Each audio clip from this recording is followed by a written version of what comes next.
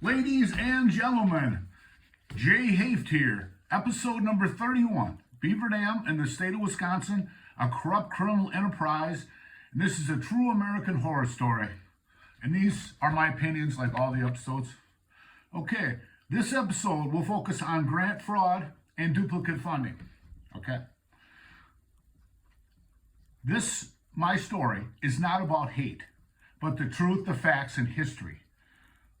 So no one has to go through this again in a free country with the Constitution or the other property owners downtown. But the sad part is the current Department of Administration seeks to ignore the wrongdoings and attempt to cover up the past, thus creating an uncertain future for our government. You will see how Beaver Dam actually had a chance to help the citizens of their community, but chose not to help them, their citizens, but to ruin the people's business, their families, with the help of this criminal enterprise that we call the state of Wisconsin. And these are some of the stuff here, that they could have done. They're not inspecting the dam at the state law increments every 10 years. Not doing scheduled repairs on the dam as scheduled.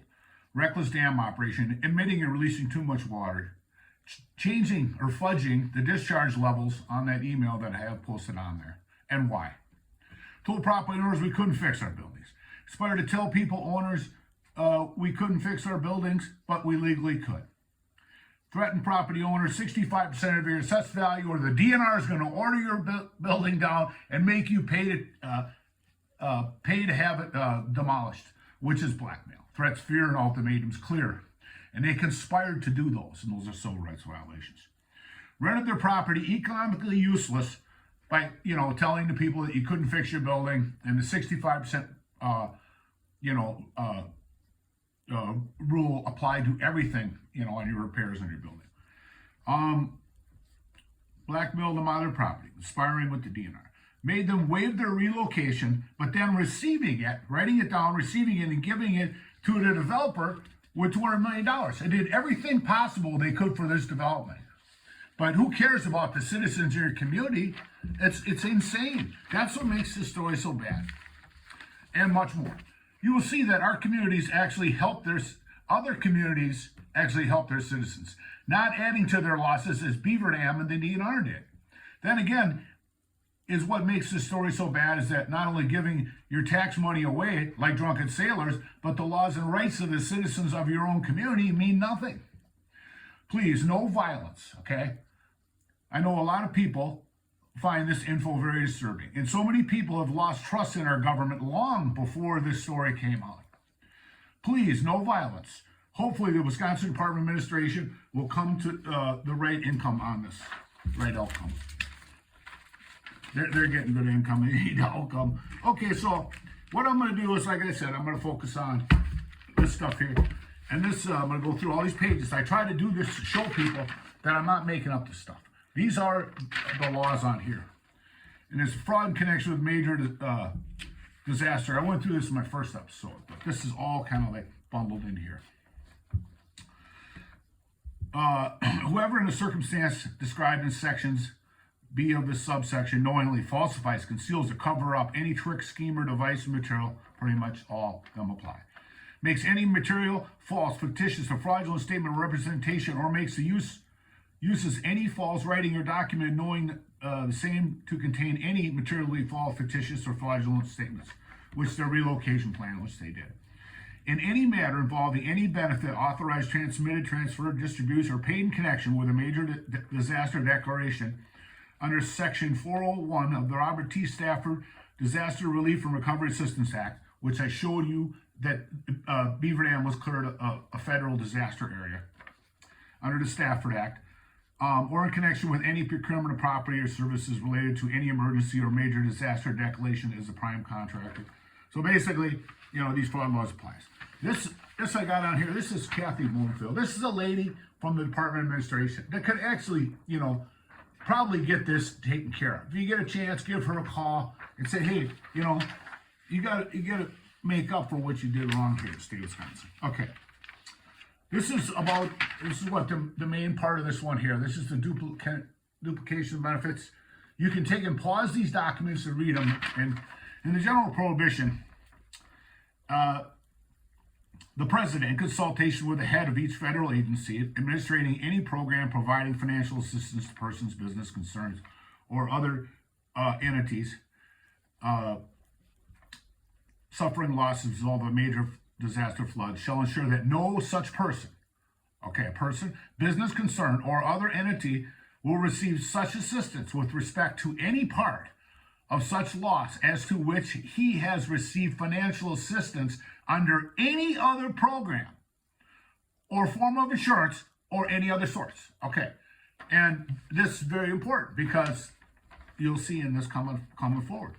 Okay, then there's the waiver of general prohibition. This is why I kind of haven't been pressing this, but I thought it'd be kind of weird that they would come back and let them, pay duplication of benefits when people like I have in Karen's episode just a little back, where they told her they had no money, and it's one of those things that the flood money is supposed to help the people from the disaster, more than pay duplication of funds. It's not just a thought, it's it's realistic. I mean, this is what our country's supposed to be. Flood money should go to help the people that need the help first, and then possibly duplication. But the president, you'll see that the president didn't give approval for that. So the waiver of general prohibition. The president may waive the general prohibition provided in subsection C upon request of a governor or on behalf of the state or on the behalf of a person, business concern, or any other entitled suffering losses as a result of a major disaster emergency. Now, it's very important because it says suffering losses as, if the president finds such waiver is in the public interest and will not result in waste, fraud, or abuse, which I feel that all of that was because all this stuff was funded already. Making this decision, the president may consider the following: the recommendations of the administrator of the FEMA made in consultation with federal agencies administrating the duplicate program. If the waiver is granted, the assistance to be funded is cost effective. Other matters of public policy considered appropriate by the president. A request under subparagraph shall be granted or denied within 45 days after submission of such request. So the president can waive this. HUD had told me that they waived it, but, they can't. The president has to.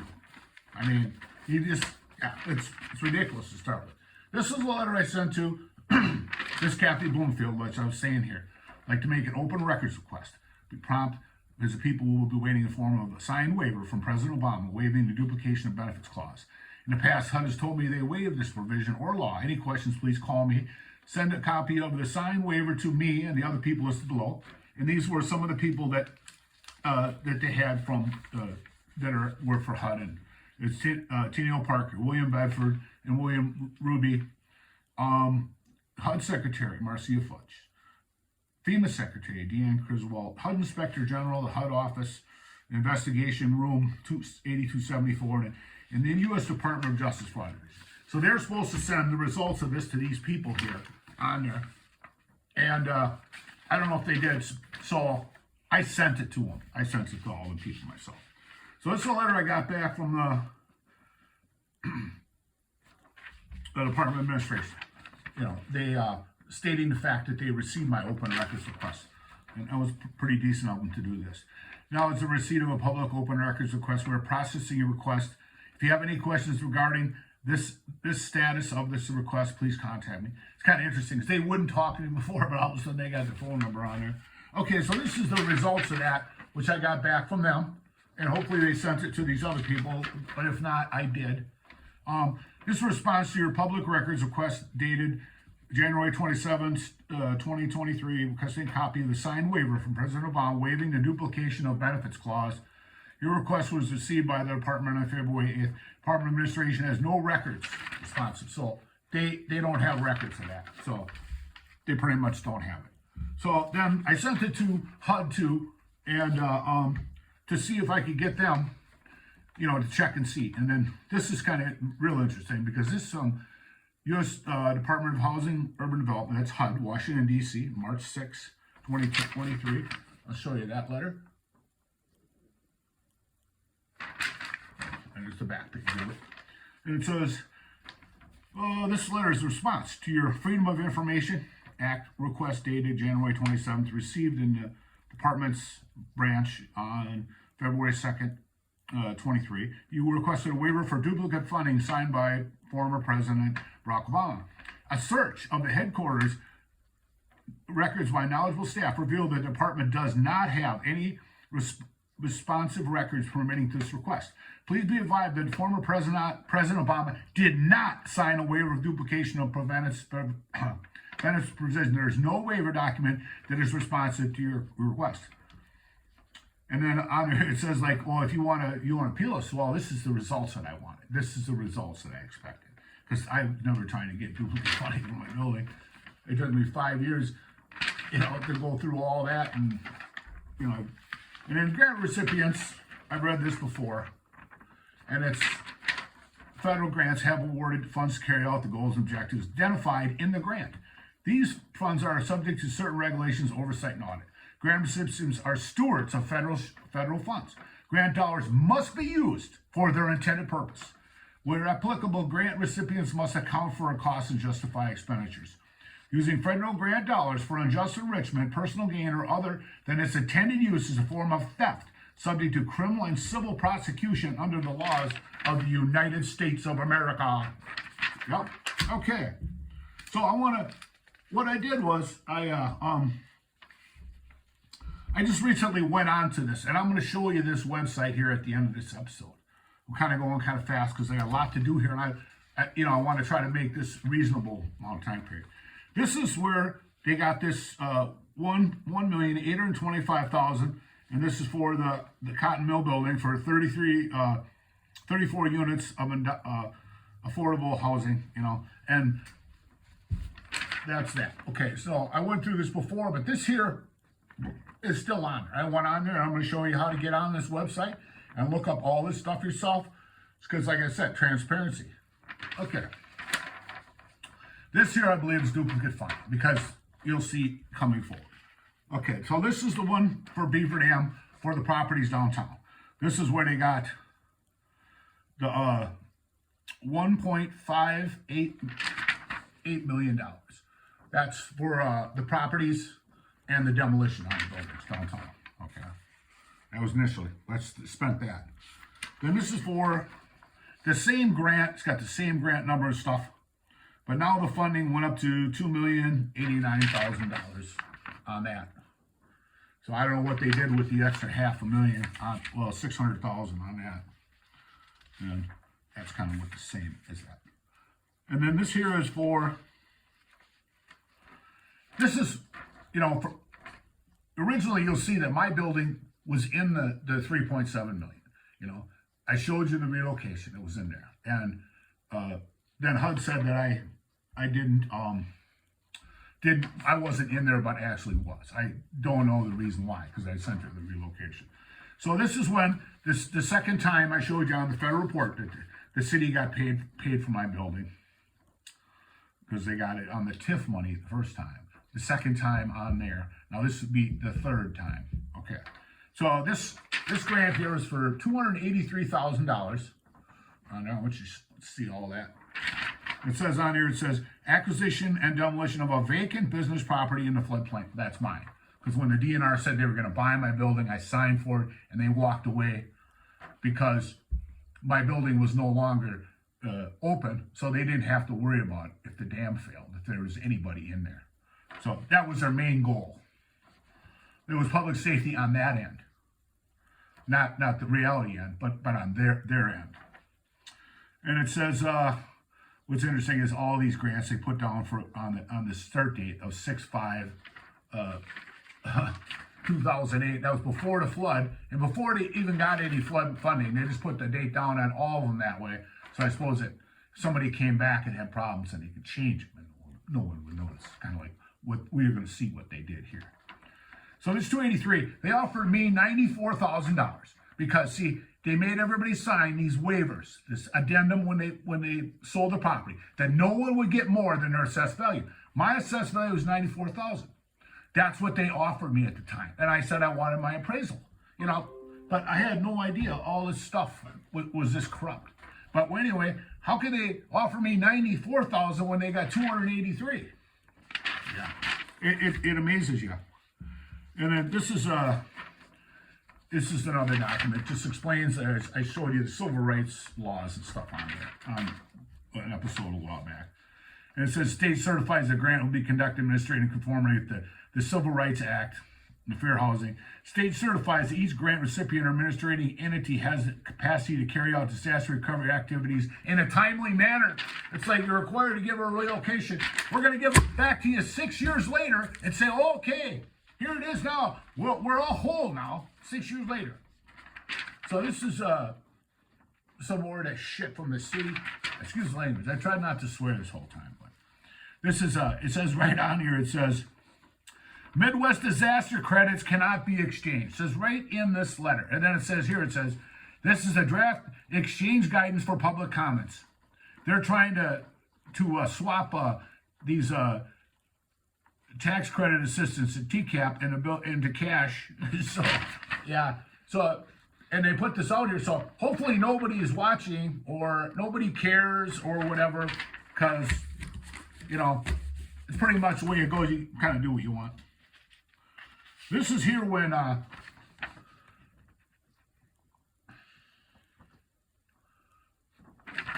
Antonio Riley, I told you he was the head of Wisconsin WIDA. Then he went down to Chicago field office, the ones that were reluctant to investigate this stuff.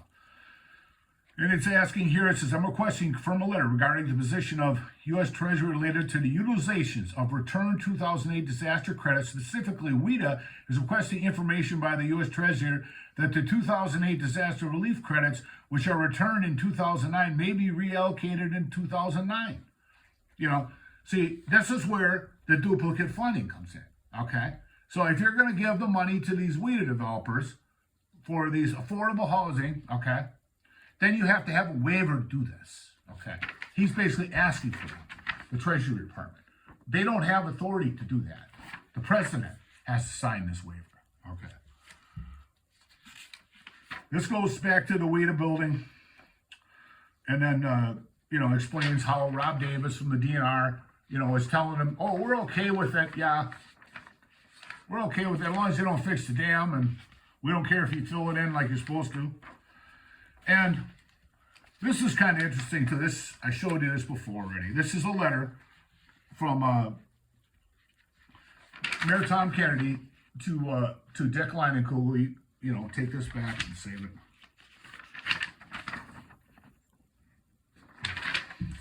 And the thing about this letter is, this is when the city applied for that $3.7 million. They got the $2.7 million on the relocation plan that was completed, that they didn't want to do. The DNR's attorney took care of it first. Then they did it. They had to do it. Okay. Then they wrote it down, received the money, and then I believe they went back in and changed it. See, because why would the mayor here on this here? He's applying for a grant for the Wyco property, that $1.82 million. And then I showed you how the DNR said that what are they going to do with the extra $1 million, because it was duplicate funding, and they knew that.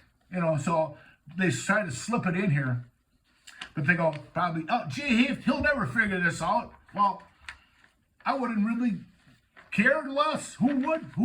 But when you threaten somebody for 5 years and you ruin them and take everything they work for, you kind of investigate stuff. And this is what happened, But it says city applied for a EAP grant through the Commerce Department. Would like to amend the grant request to also include $1,731,000 for affordable housing component. And then on the second page here, he's going to tell you how much money they got besides that. It's duplicate funding, no ands, ifs, or buts. And it's, you get, the $549 they said was a loan, which is a grant. The $960,000 developer fee. The $1.8 million duplicate funding. 1.58 thousand. And then it's got private sector equity, and then the low-income housing tax credits, and then historical tax credits, you know, and it was 1 million short. But the problem is, see, this is why they did this, because they couldn't get their own grant. But then they ended up having to do it because I uncovered all this stuff. So meanwhile, what happened to the relocation plan, that money? I try to find it on here, I can't find it. That, the other $1 million that HUD gave to them later to pay for my building, you know, again, and pay the relocation for all these other people. Now the city comes back 6 years later and says, well, here's your relocation. Well, you didn't move. You know, how are we supposed to pay you for relocation when you didn't move? Well, you're the ones that broke the law. They're responsible for these losses and damages. And the state of Wisconsin needs to open up and do what's right for these people and pay them their losses. It's ridiculous. Okay.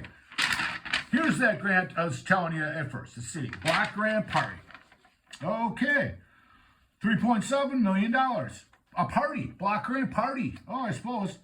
You know, and then the 1.7 million was awarded to Wisconsin Redevelopment. It's the city gets a grant and gives it to them. How about the citizens in your community? They could have helped the people in your town. You know, that's why Karen's episode that I recently did was so important, because they had no intention of helping anybody in the community. It's all about this illegal development. That's more important than the citizens of your community. Yeah. So this here is kind of what I have been all along, a whistleblower. And like I said, they'll hang you out to dry. The whistleblower rewards provision allows whistleblowers to bring suits on behalf of the United States against wrongdoers who are defrauding the government. Whistleblowers are eligible to 15% of 30% of monetary recoveries over $1 million. Whistleblowers are also afforded substantial protection against retaliation. Yeah, it's Quietam actions brought by whistleblowers have enabled the Department of Justice to recover over $70 billion in stolen government funds, and whistleblowers initiate nearly 80% of the false claims recoveries. So this one here, I'm going to go through a couple of these here. This one's from oh,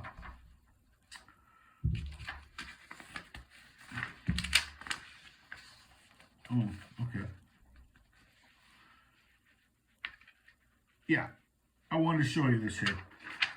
This shows you off the website here, which I'm going to show you in a little bit. It says affordable rental housing. The target was $12,993,000. They actually spent at this time $11,995,000, and you know, from what I can see, it's duplicate funding.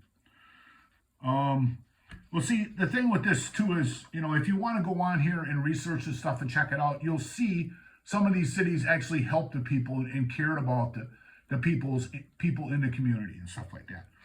So this tells you that the total budget on this was like 115 million, and you know they gave out like 10% of it.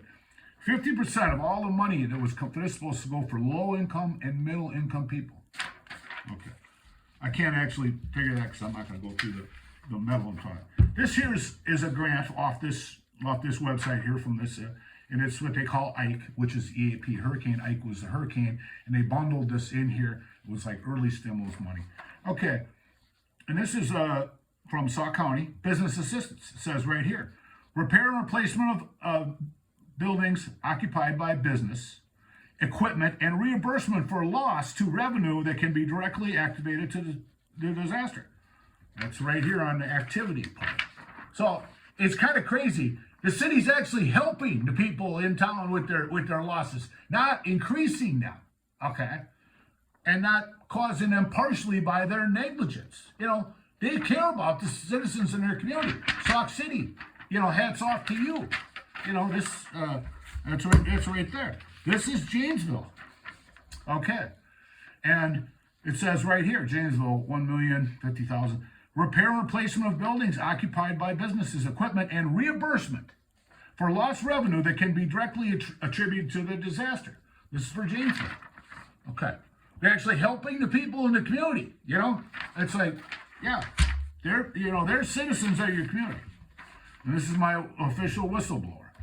Summary of my whistleblower report. I believe I'm eligible for 15% minimum of all the money recovered. The report is extremely complex and completely adequate. The wheel conspiracy has many spokes, and at times it will make your head spin. Due to the extreme amount of people involved, basically all paid by taxpayers, except the developers who receive government funding, some elected officials. The motive in this conspiracy and intent are totally clear. A tremendous amount of civil rights violations have occurred, estimate to me at least 50, and 100 to 200 with everybody else involved. HUD is clearly covering them up, or they don't understand them. One of the two. You can't administer government money without accountability. The state of Wisconsin is clearly a corrupt criminal enterprise, both under the previous administration and the administration in charge now. The current administration is out of control. They must be stopped and put in line. Any individual is charged with proven crimes and all money recovered. The city's grant funding must all be recovered. The $3.7 million disaster grant, none of the legal procedures were followed, including following the Uniform Relocation Act, received federal funding. And then they didn't do it again when they gave them the money, the relocation rate. They should be able to keep their TIF funding, which they got.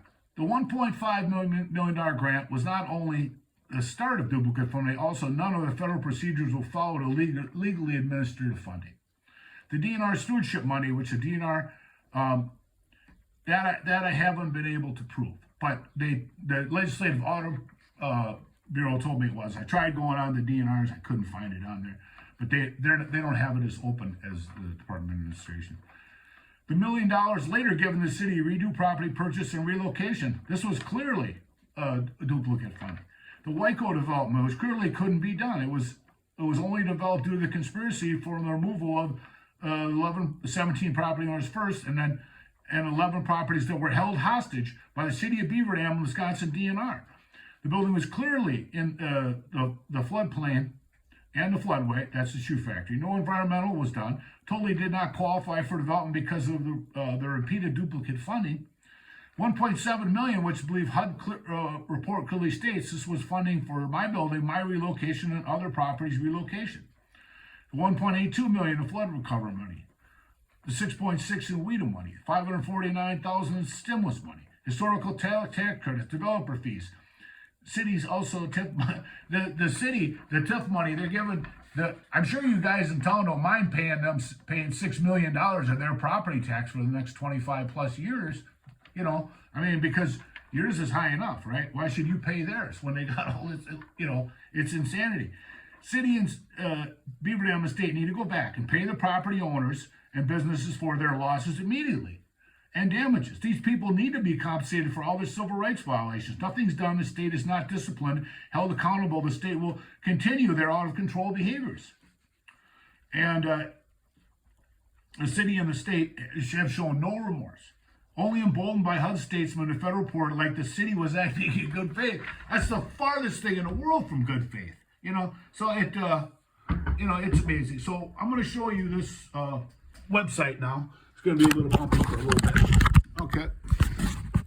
Okay, this here is my computer. And this is the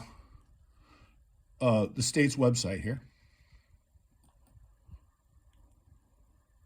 And this is the Department of Administration's website here. You can see it here. And then you go up in here, I got 2009 Ike grant funding. Okay, so we're going to click on that. And it comes up here. Okay, so we're going to look through here a little bit, and it's got some different stuff on it. We're going to look at this one here, April 1st through 2010, right there. It takes a little bit to download, but this is on there, and that's the state of Wisconsin. And you go over to your mouse here and you pull this down. Okay, so these are the grant numbers. State of Wisconsin, the grant amount is $100 million. And then it says on here, okay. Then it tells about the affordable housing, which I was showing you on that one. That's the $12 million, 99% sure that's duplicate funding. So let's go through some of these here. This is Vernon County. This is one I showed you there. AD and relocation of high hazard dwellings damaged by the flood. So they're actually helping the people. This is West Allis. Acquisition, demolition, and relocation of low-income households and homes substantially during the flood. Oh, they're helping people. And this here is Beaver Dam, the one I was showing you, the 1.58 million. This is still on there. That's what they originally paid for on there. It says no other matching funding sources found. They have that on all of them because they know they can't do duplication. Here's for Gay Mills. Construction of 10 affordable housing units. Oh my God. In a new development, all occupants of rental units will have income 80% or less.